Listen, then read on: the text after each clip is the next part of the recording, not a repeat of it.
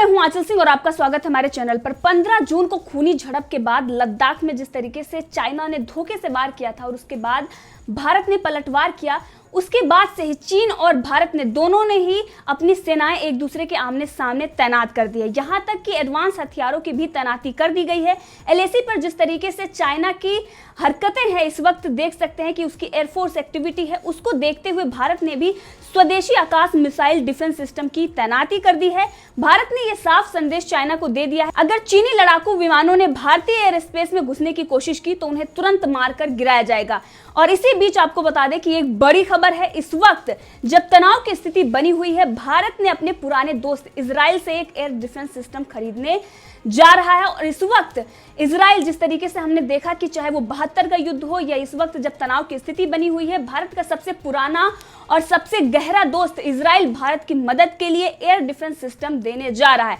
और इस वक्त जिस तरीके से इजराइल ने पूरी दुनिया में आतंकवाद के खिलाफ लड़ाई लड़ी है, उसके सुरक्षा बलों का लोहा पूरी दुनिया मानती है और इस वक्त वो भारत के समर्थन में है, भारत की मदद के लिए और चाइना को मुंहतोड़ जवाब देने के लिए वो भारत के साथ खड़ा है। तो बराक 8 LRSM को खरीदने की तैयारी भारत इस वक्त कर रहा है। चीन की हर हरकत का माकूल जवाब देने के लिए भारत इजराइल से बराक 8 मिसाइल डिफेंस सिस्टम के खरीद के लिए बातचीत कर रहा है। तो आपको बता देते हैं कि दोनों देशों के बीच इस मिसाइल के नेवी वर्जन को खरीदने के लिए साल 2018 में एक डील की गई थी, लेकिन हाल के दिनों में देश पर दुश्मनों की नापाक नजर को देखते हुए कि जिस तरीके से चाइना से और भारत से तनातनी चल रही है सीमा पर, और इसे देखते हुए भारत को इसकी जमीनी एयर लॉन्च वर्जन को खरीदने की प्रक्रिया तेज कर दी गई है। और इजराइल एयर स्पेस इंडस्ट्रीज ने 2018 में ये जानकारी दी थी कि भारत से उसने $777 मिलियन करीब 5,687 करोड़ रुपए की बराक 8 मिसाइल डिफेंस सिस्टम की डील की है।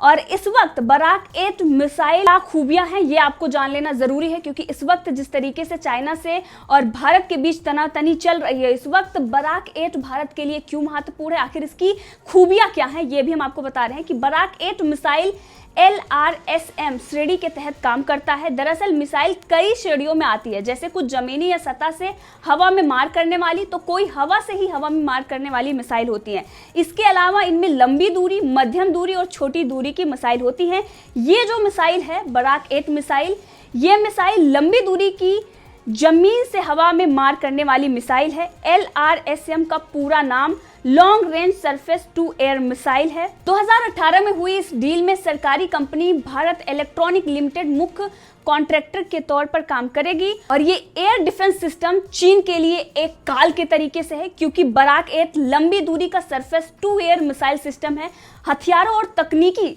अवसंरचना, अल्ट्रा सिस्टम और अन्य चीजों के विकास के लिए इजराइल का प्रशासन जिम्मेदार होगा, जबकि भारत डायनामिक्स लिमिटेड मिसाइलों की उत्पादन करेगा। ये जहाजों के लिए एक सुरक्षित वाहक और लॉन्च मिसाइल है और इसे लंबवत रूप से लॉन्च किया जा सकता है। चीन की हिंद महासागर में बढ़ती सक्रियता के मद्देनजर ये बराक 8 भारत के लिए एक महत्वपूर्ण साबित हो सकता है। और भारत आखिर बराक 8 खरीद क्यों रहा है ये भी हम आपको बताते हैं कि किसी भी हथियार को खरीदने और उसे पूरी तरह से कॉम्बैट रोल में उतारने के बीच लंबा समय लगता है, जिसमें उस हथियार की टेस्टिंग, मेंटेनेंस और तैनाती को लेकर ढेर सारी तैयारियां की जाती हैं। किसी दूसरे देश के मिसाइल सिस्टम जैसे अमेरिका की थार्ड या पैट्रियट, रूस की S-400 तुरंत तैनात नहीं किया जा सकता है, जबकि बराक 8 के साथ ऐसी दिक्कत नहीं है। भारतीय सेना बराक श्रेणी की कई मिसाइल को पहले से ही ऑपरेट कर रही है। 2017 में भारत और इजराइल ने इस मिसाइल का जमीनी वर्जन की डील को $2 बिलियन में साइन किया था, जिसे MRSAM नाम से जाना जाता है। तो बराक 8 को इसके जो जमीनी एयर लॉन्च वर्जन को चीन से लगी सीमा पर तैनात किया जाएगा। इसकी रेंज इतनी होगी कि दुश्मन सीमा पर पार करने की कोशिश भूलकर भी नहीं करेगा। और इससे पहले हमने देखा कि भारत रशिया से S-400 जो उसकी डील हुई थी वो जल्द ही डिलीवर होगा। और इस वक्त ये बहुत बड़ी और महत्वपूर्ण खबर है, क्योंकि भारत के साथ जिस तरीके से पूरी दुनिया के देश खड़े हुए हैं और इस वक्त भारत को जिस तरीके से मजबूत बनाने के लिए लगातार एयर डिफेंस सिस्टम भारत का मजबूत किया जा रहा है, रशिया से और इस वक्त इजराइल से जिस तरीके से भारत अपने एयर डिफेंस सिस्टम और अपने डिफेंस सिस्टम को मजबूत कर रहा है, ये चाइना के लिए बहुत बड़ा झटका है और चाइना को पूरी तरीके से उसकी साजिश है उसको नाकाम करने के लिए भारत ये पूरी तैयारी कर रहा है। इससे पहले रशिया से जो डील हुई थी उसमें भी ये देखने को मिला कि इस तरीके से रशिया ने भारत का समर्थन किया और जल्द ही इमरजेंसी जो परचेजिंग है, चाहे वो सुखोई की हो या फिर मिग-29 की हो, भारत लगातार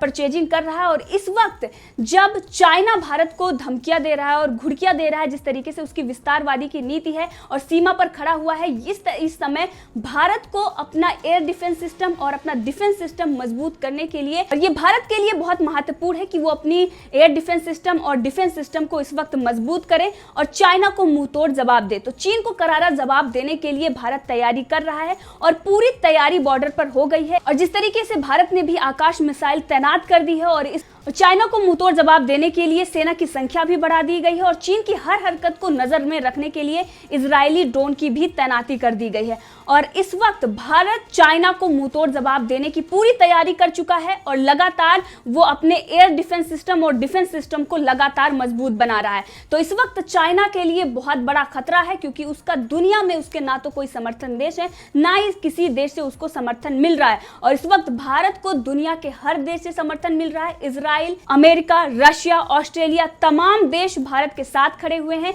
यहां तक कि रशिया भारत को हथियार दे रहा है, इजराइल भी भारत को हथियार दे रहा है और ऑस्ट्रेलिया ने अपने सैन्य ठिकाने भी भारत को दिए। और इस वक्त चाइना को मुंहतोड़ जवाब देने के लिए और चाइना को पूरी तरीके से नेस्तनाबूद करने की पूरी तैयारी भारत ने कर ली है। और भारत ने अपनी सुरक्षा के मद्देनजर रखते हुए चीन पर नजर रखने के लिए अपने सुखोई 30 MKI विमानों के साथ अपग्रेडेड मिग-29 फाइटर जेट तैनात कर दिए हैं। इसके अलावा एयरफोर्स अमेरिका से खरीदने गए अपाचे अटैक हेलीकॉप्टर और चिनूक मल्टी मिशन हेलीकॉप्टर के जरिए ऊंचाई वाले इलाकों पर भी नजर रख रहा है। और सीमा पर ही भारतीय सेना ने अमेरिका से खरीदी हुई M777 अल्ट्रा लाइट तोपें तैयार की हैं। ये पहाड़ी इलाकों में भी अपने सटीक निशाने के लिए जानी जाती हैं, यानी कि सीमा पर पूरी तैयारी हो चुकी है और कभी भी चाइना को मुंहतोड़ जवाब दिया जा सकता है, क्योंकि चाइना की तरफ से अगर कोई भी गलती की गई तो भारत चाइना को इस वक्त मुंहतोड़ जवाब देगा। और पूरी तरीके से चाइना के कोई भी लड़ाकू विमान अगर भारतीय एयर स्पेस में घुसने की कोशिश करते हैं